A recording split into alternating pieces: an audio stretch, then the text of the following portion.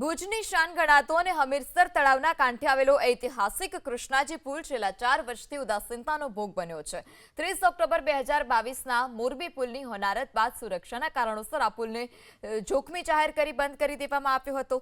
ત્યારથી અત્યાર સુધી ભુજ નગરપાલિકા દ્વારા 3 વખત ટેન્ડર બહાર પાડવામાં આવ્યા હોવા છતાં કોઈપણ કોન્ટ્રાક્ટરે આ કામમાં રસ નથી દાખવ્યો, જેને કારણે 4.21 કરોડના ખર્ચે થનારું નવનિર્માણ કાર્ય હવે અટકી પડ્યું છે।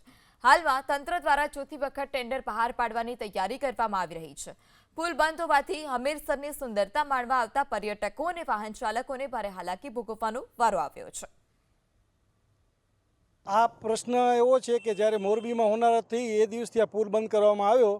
આ રાજાશાહી વખતનો પુલ છે અને એને બહારની ટીમ પણ આવી અને એ સર્વે કરી ગઈ, પણ એનો કાંઈ રિઝલ્ટ ના આવ્યો। ટેન્ડરો ખાલી પેપરમાં આવી કે ટેન્ડરો ભરાય છે, ખુલે છે, કોઈ ભરતા નથી। એટલે આ એવું લાગે છે કે આ ઈગો કે રાજકારણી પ્રશ્ન છે। મને લાગે બજેટમાં પાસ થઈ ગયું છે, તો હવે ટેન્ડરિંગની પ્રક્રિયા કરીને અમલવારી કરવામાં ક્યાં પ્રશ્ન છે એ સમજણ બહારની વસ્તુ છે। કદાચ બજેટ જે પાસ ઓછું હોય તો એટલું મોટું પણ બજેટ નહીં થાય કદાચ કે જેના કારણે આ કામ ન થઈ શકે।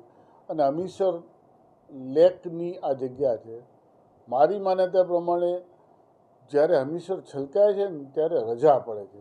આવો બનાવ કદાચ ગુજરાતમાં ક્યાંય નહીં હોય ને કદાચ દેશ લેવલ પર નહીં હોય કે હમીરસર છલકાય એના માટે સરકાર પોતે રજા જાહેર કરે છે।